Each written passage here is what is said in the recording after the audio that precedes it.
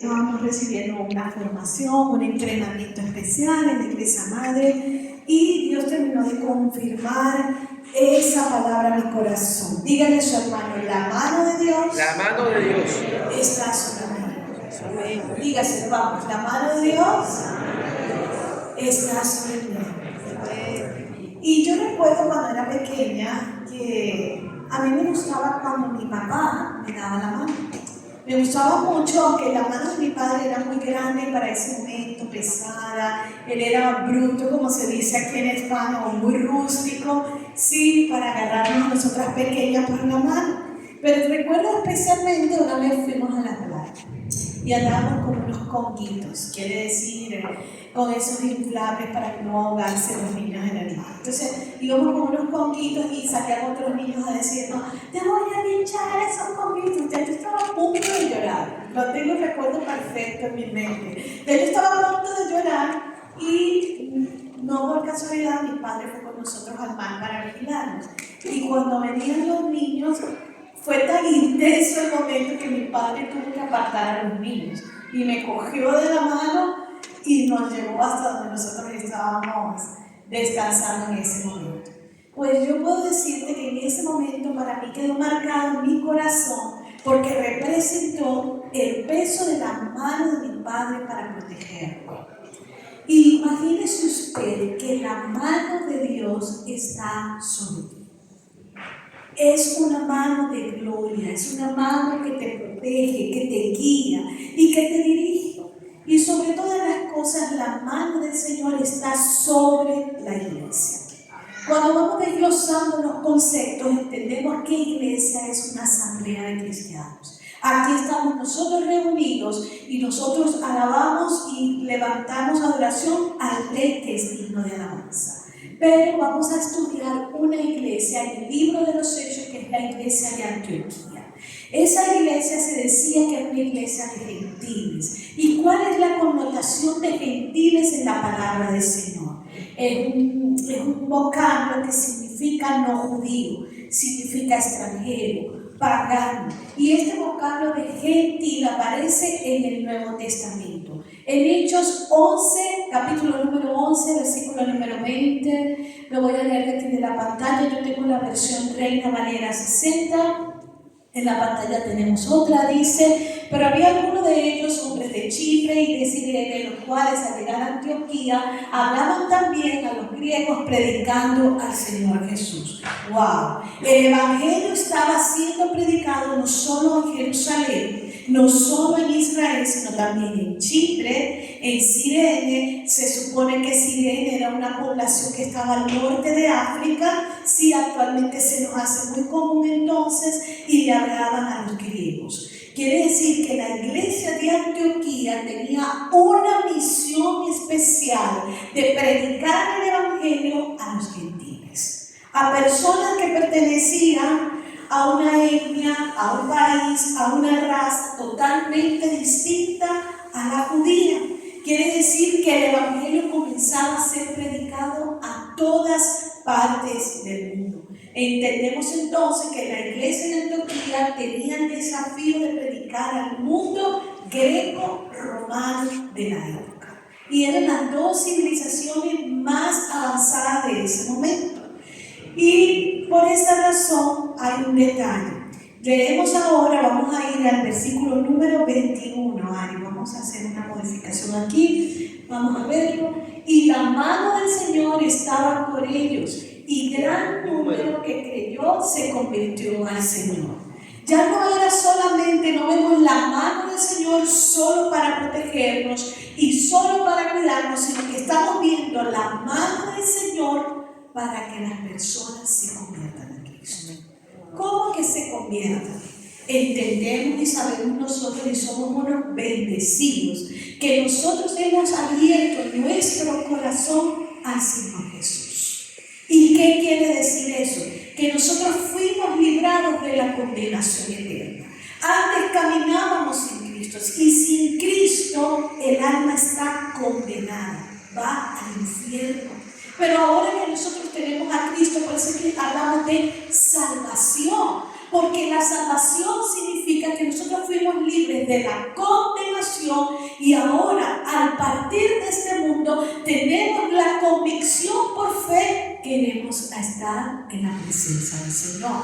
¿Cuántos tienen a Cristo en su corazón? Yo estaría alegre, celebrando en mi corazón. Dios, gracias, denle aplauso al Señor. Gracias por tu salvación, Señor. Muchas gracias. Entonces, ¿cuál era la característica de la iglesia de Antioquía?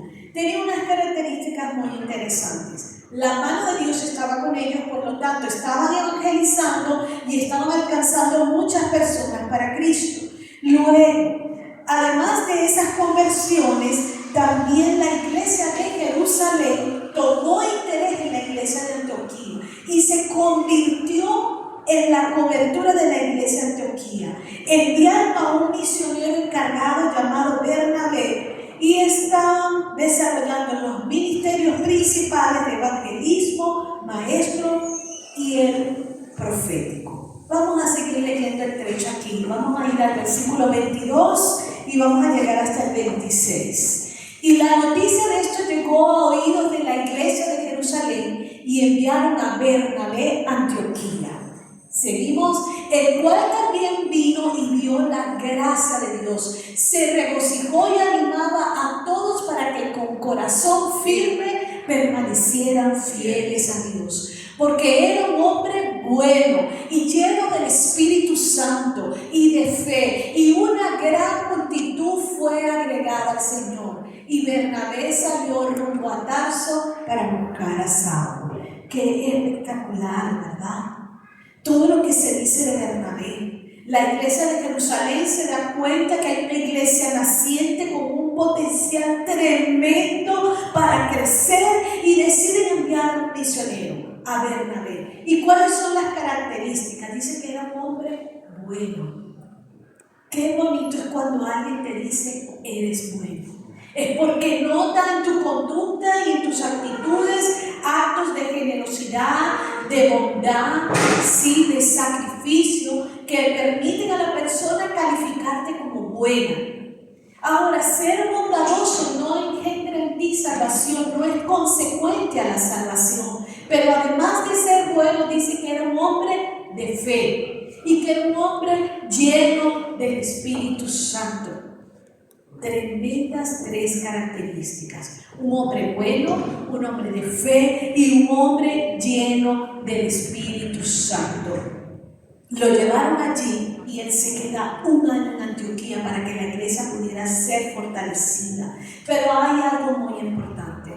Nosotros cuando vamos a evangelizar, no solamente estamos buscando que la persona pueda reaccionar, pueda entender que la realidad del mundo espiritual es real. En algún momento vamos a partir de este mundo y en algún momento vamos a ser convocados, bien sea al cielo o esperamos que todos al cielo. Pero es que si tú no abres tu corazón al Señor, hay otro lugar donde se van a directamente a la condenación eterna. Entonces, si yo entiendo eso como un cristiano maduro que soy, yo tengo que estar compartiendo de lo que Dios ha hecho en mi corazón.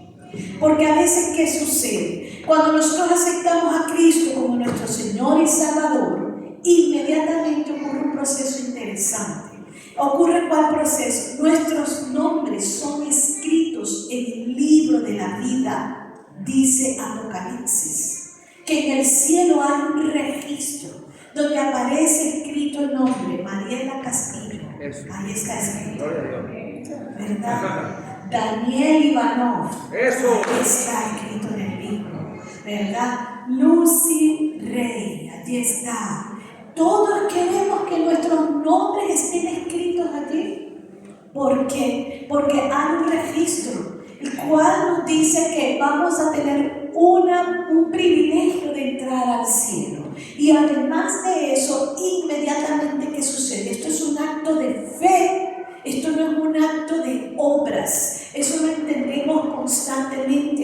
¿Y fe en qué? Y aquí es donde entendemos que hay distintos tipos de fe. Fe en la obra salvadora de Cristo en la cruz. ¿Verdad? Le damos las gracias a Estefanía que hizo esa cruz tan bonita, espectacular, que tenemos aquí.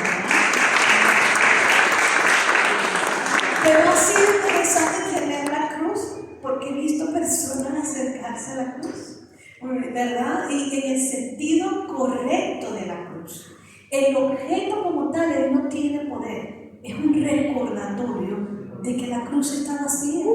¿Y por qué está vacía? Porque Cristo resucitó. Y al haber resucitado, un aplauso al Señor, el Señor resucitó. Y al haber resucitado, fue lo que nos dio a nosotros la salvación. ¿Por qué? Porque Él murió por nosotros. Entonces, la culpa de mis malas acciones, de mis pecados, fue directo al sacrificio de Cristo en la cruz. Entonces, Él toma mis culpas, muere en la cruz y resucita. Y me justifica delante del Padre. ¿Y qué quiere decir la justificación? Ay, Dios, yo soy buenísima para argumentar. Dígame en el trabajo, Dios santo. Rex, esto, no, porque esto, no sé qué, no voy a hacer, no, esto no. Pero ¿por qué hiciste esto? No, ya no me conmigo. No, el cliente responde esto. Sí, eso lo entiendo. O sea, es tan difícil que, ¿verdad? Vengan a dar tu seguimiento y tú con responsabilidad asumas el error. Sí, fui yo, lo hice. O pasó porque el proceso es este, tan, y fui yo. Entonces, nosotros tendemos a ser argumentativos en nuestra mente. Nos autojustificamos muchísimo para todas las cosas. Y para lo espiritual, ni te cuento. Y parece que esos argumentos comienzan a desplazar a Dios del primer lugar en tu vida. Estaba viendo algo en las redes muy interesante que me llamó la atención, que a veces te acercas a una persona y te dice, sí, yo creo en Dios. Te vuelves a acercar a ella y la ves alejada de Dios. Y dice, no, ya yo no estoy creyendo en Dios. Pero resulta que es que continúas creyendo en un Dios. Puede ser que no es el Dios, Padre, Hijo y Espíritu Santo, pero puede ser que el trabajo está en el lugar de Dios. El Dios trabaja.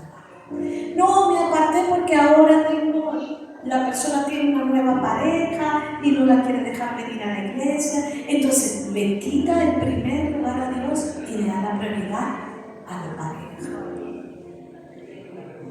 O hay alguna necesidad o alguna convicción, algún argumento que te autojustifica y dice, no puedo, no voy.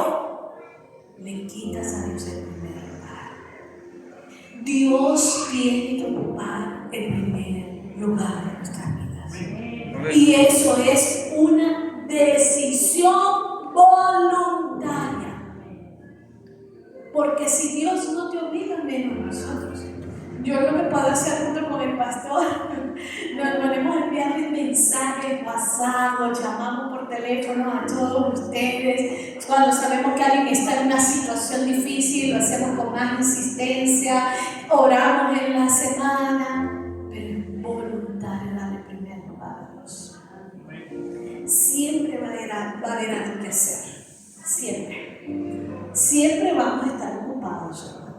Usted no está desocupado. Y gloria a Dios que todos estamos ocupados aquí. Porque quiere decir que usted está trabajando, quiere decir que usted está cuidando a su familia, quiere decir que usted está estudiando, que usted está ocupado en su responsabilidad como miembro de una familia. Pero cuidado, que esa ocupación no le quite el primer lugar a Dios. No se deje seducir. Justamente ayer, imagínense cómo nos involucramos con este tema de la vida laboral o en lo que tú estés en este momento lidiando. Pero yo le estaba hablando a mi esposo porque hay unas ciertas situaciones allí en el trabajo, de una cierta presión. El viernes salgo a las 4 de la tarde, mi horario es de 8 a 4 y todavía el viernes estaba pensando en el trabajo. Y yo decía, Señor, ¿cuándo se me va a quitar esto del trabajo de la cabeza? El sábado en la mañana nos fuimos a la iglesia madre a ver la formación que había para mí.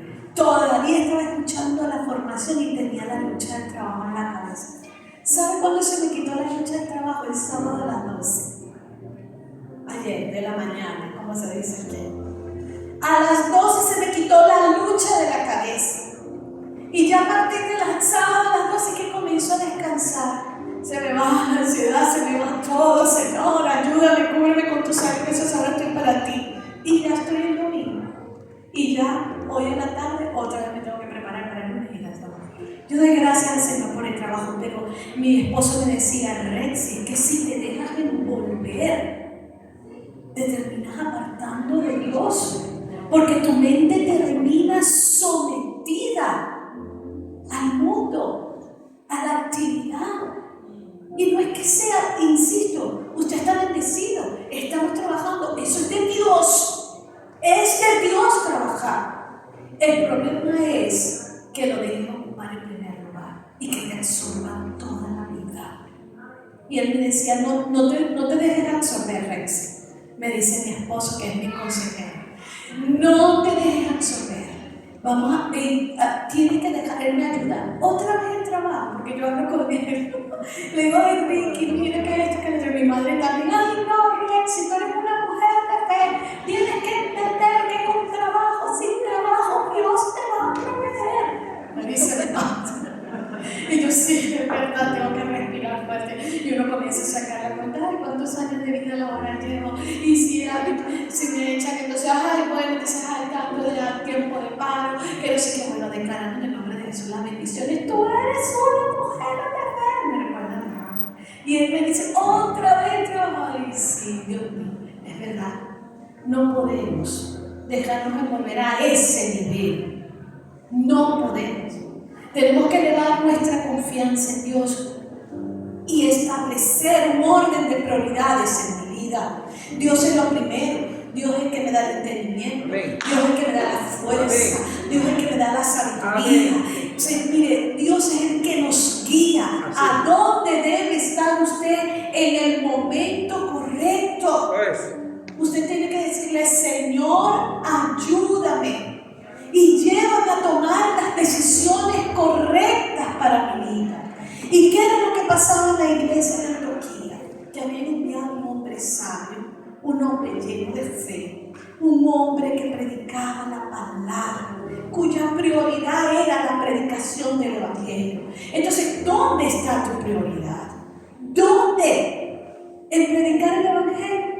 Ayer estando en el taller me recordó una etapa espectacular de mi vida, que decía que el pastor Marco Zapata, él decía que él siempre estaba activo. Eso es. Alerta. Usted se monta en el metro, viene una persona, se sienta al lado tuyo y te pregunta, ¿vienes de trabajar? Sí. Listo. Sí, vengo de trabajar, estaba en la oficina, Ah, yo también, yo soy una mujer de fe, yo creo en Dios. Ay, yo no, yo sí, casi siempre sí.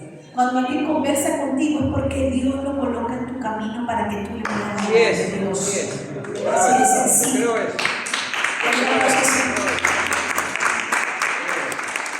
A veces nos cohibimos, pero es que si esta persona te permite hablar, te abre la puerta para hablar, no puedes perder la oportunidad de decirle que Dios le ama o que quieres hacer una oración por él.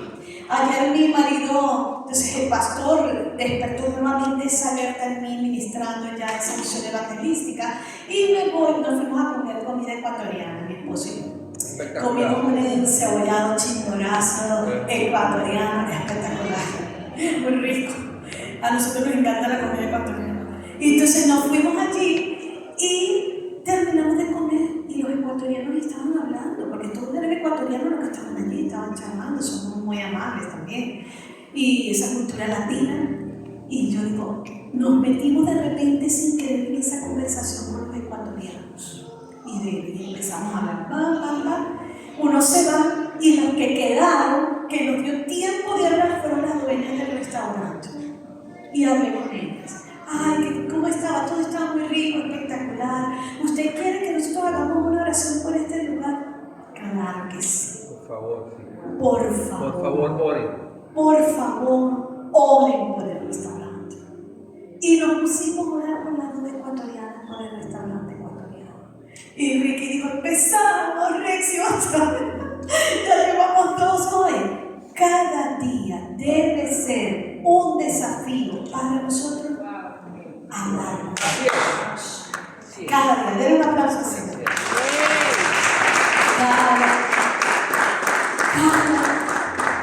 Bien sea que te deje hacer una oración, bien sea que te deje identificarte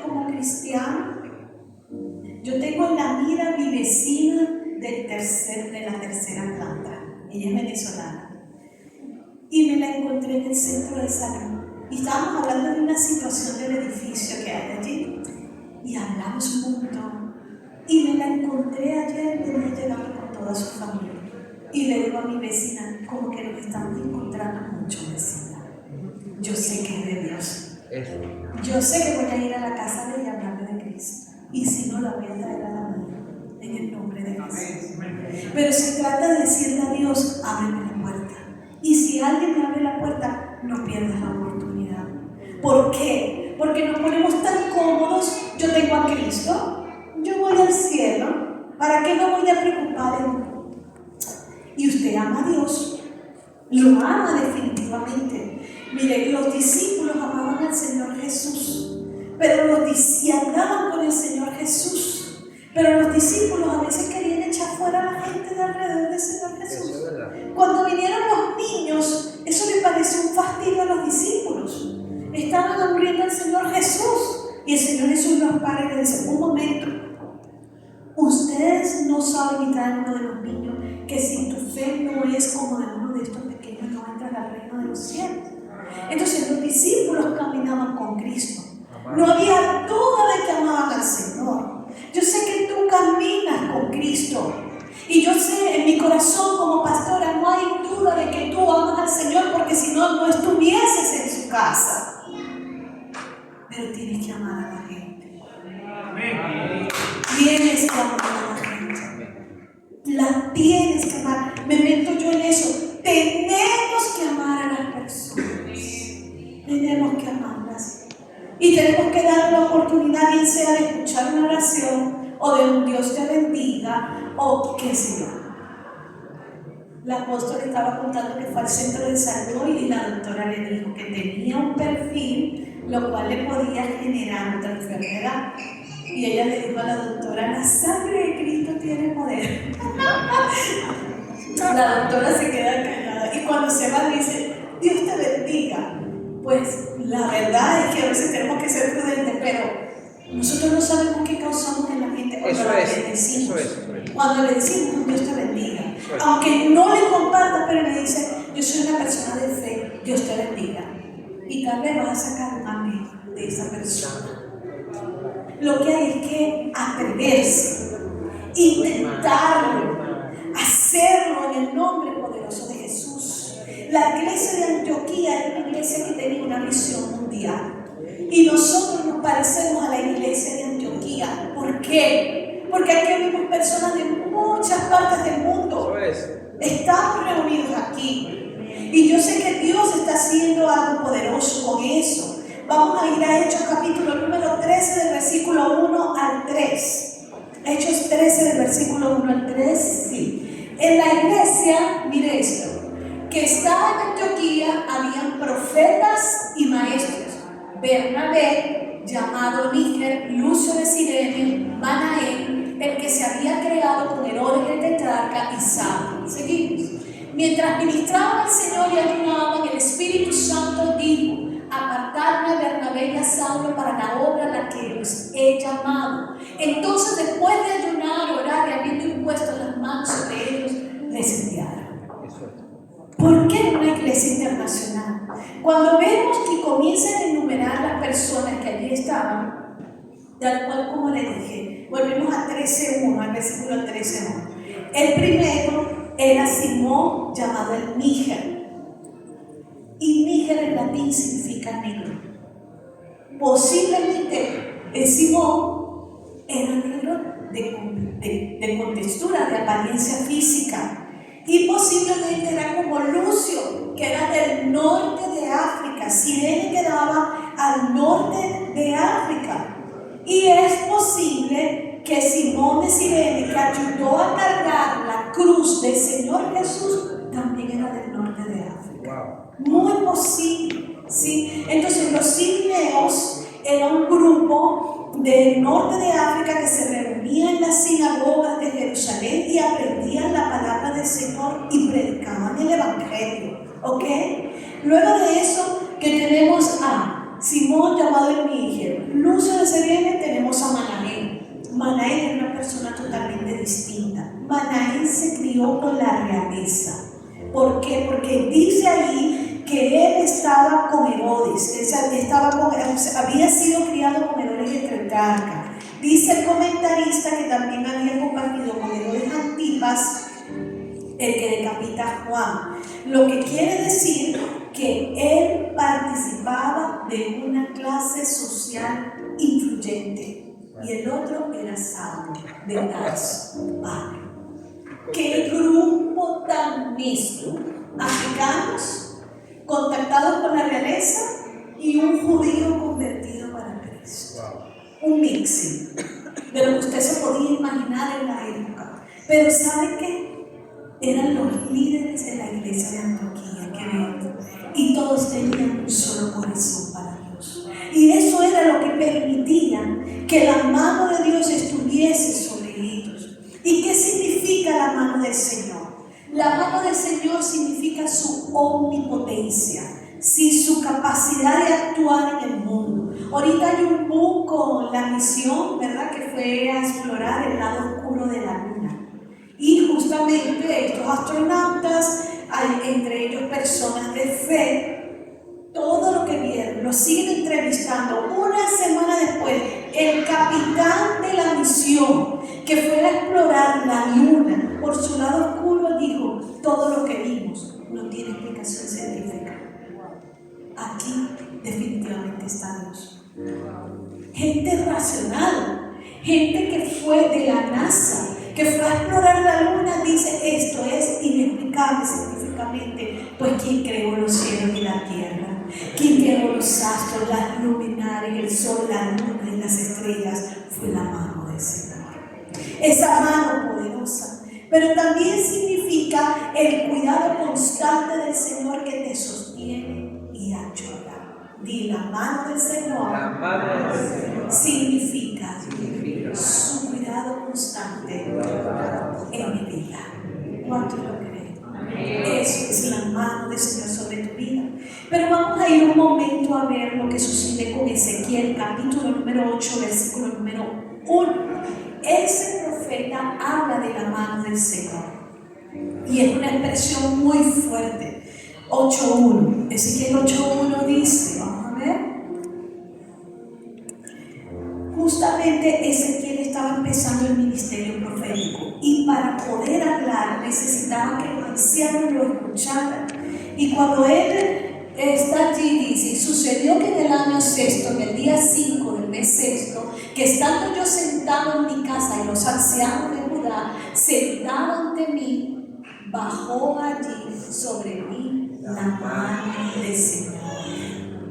Bajó imagínate tú, estás con tus pastores, estás sentado con gente que ama al Señor y tienes una visión donde tú ves la mano del Señor. Entonces la iglesia y el profeta Ezequiel en 3 ocasiones hace esa mención de la mano del Señor, y quiere decir que la mano del Señor es una revelación poderosa. Es una revelación del poder extraordinario de Dios sobre nuestras vidas. Sí, es cuando nosotros hablamos de revelación, porque hay algo que es conocimiento, que tú lo aprendes en el entendimiento, pero hay algo que es la revelación de Dios.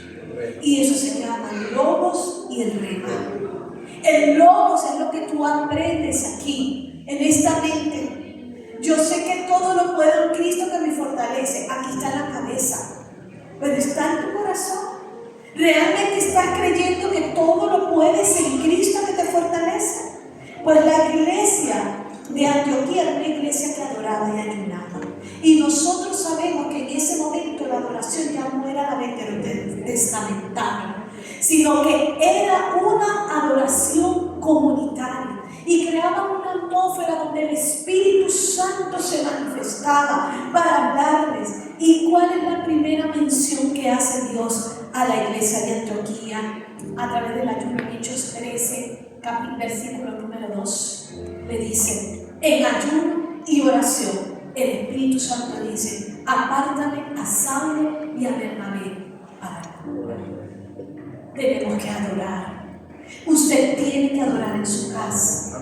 Usted tiene que agradecer a Dios por todas las cosas que hace. Y si usted conduce trabajando, ponga la música en la furgo, póngase la música con los cascos, aproveche su tiempo. Y si se está viniendo del trabajo y está en el metro, póngase los cascos en el metro. Escuche, adore, cree una atmósfera en su casa donde el Espíritu Santo le hable. Deje de pelear, deje de quejarse, deje de maldecir en su casa. Cree la atmósfera de adoración para que Dios pueda hablarle y manifestarse a su vida. Sabemos que el Espíritu Santo es la tercera persona de la Trinidad, coeterno, consustancial con Dios, Padre, Hijo, Espíritu Santo. Es una persona. No creemos que es una fuerza. El Espíritu Santo es una persona. Tal vez cuesta un poco tener ese concepto, pero entendemos que es una persona. ¿Por qué? Porque hace parte de la divina, de la bendita Trinidad. Usted tiene que dejar que el Espíritu Santo guíe su vida y no se resista. No se resista.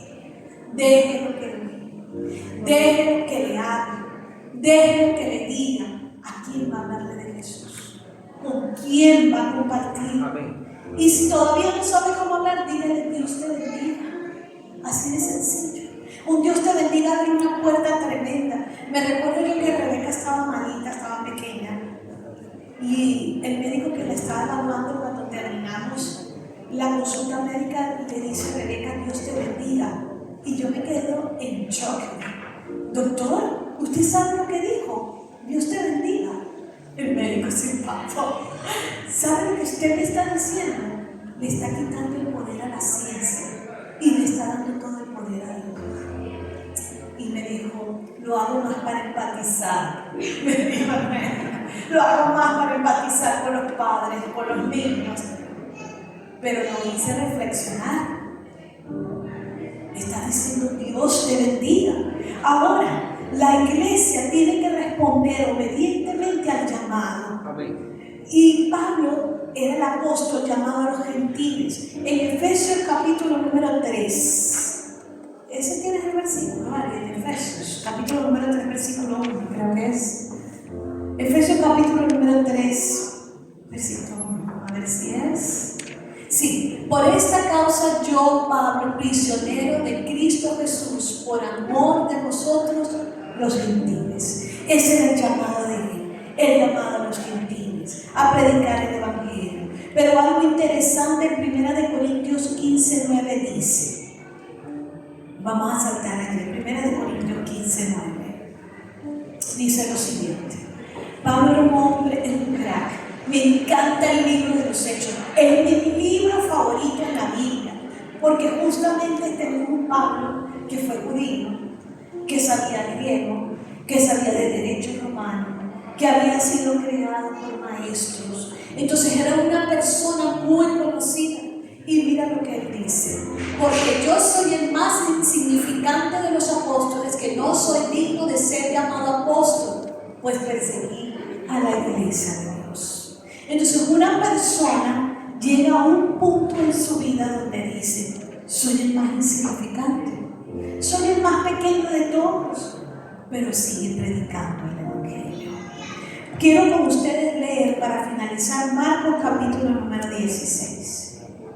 Y lo vamos a leer desde el versículo 14, Marcos 16, 14. Y quiero que usted preste atención. Tenemos la gran comisión de los evangelios, pero la que más me gusta es esta, la de Marcos. ¿Por qué me gusta? Porque es una gran comisión que implica el poder de Dios. Y dice: después se apareció a los 11 niños cuando estaban sentados a la mesa y los reprendió por su incredulidad y dureza de corazón, porque no habían creído lo que habían visto resucitado. Perdón. Y les dijo: id por todo el mundo y predicad el evangelio a toda criatura. Seguimos. Y el que crea y sea bautizado será salvo, pero el que no crea será condenado. Clarísimo. Y estas son las señales. Y estas señales acompañarán a los que han creído. En mi nombre echarán fuera demonios, hablarán nuevas lenguas. 18. Tomarán serpientes en las manos y aunque beban algo mortífero no les hará daño. Sobre los enfermos pondrán las manos y se pondrán. ¿Seguimos? Entonces el Señor Jesús, después de hablar con ellos, fue recibido en el cielo y se sentó a la diestra de Dios. Miren, el Señor Jesús lo dio todo por causa de nosotros. Un sacrificio precioso. Tenemos que ser despertados, desafiados a compartir de esta fe. Le voy a contar una historia. Sí, sabe que en los Estados Unidos la forma de construir las casas es de plano, con madera y con el plano. ¿Qué sucede? Que cuando hay incendios se queman inmediatamente las casas.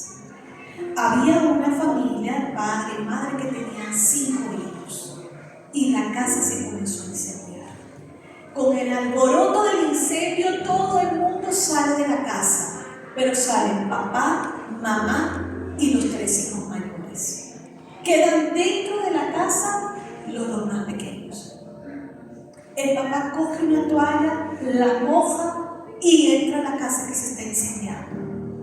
Consigue al niño detrás de una puerta, lo rescata y lo saca.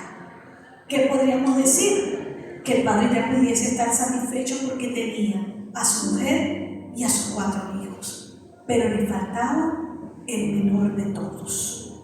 Y él valientemente se vuelve a poner la toalla mojada y vuelve a entrar a la casa y consigue a la niña más pequeña de 4 años metida debajo de la cama y la saca. ¿Qué pudiéramos decir todos? ¡Wow! ¡Qué padre heroico! ¡Qué bien! Lo hizo todo, lo logró. Padre, madre y sus 5 hijos a salvo. Pero resulta que el padre usaba lentillas, lentes de contacto, decimos nosotros.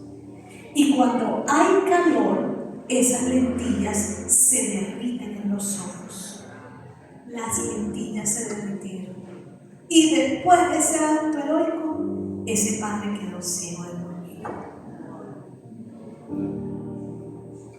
Lo dio todo por sus hijos. Dios nos dio todo para que pudiésemos recibir la salvación. Y eso tiene que arder en nuestros corazones. Hablar de Dios a otra persona. Es un tema de inténtalo la primera vez, que la mano del Señor está sobre ti. Y quiero comenzar haciendo un primer llamado. Si aquí hay una persona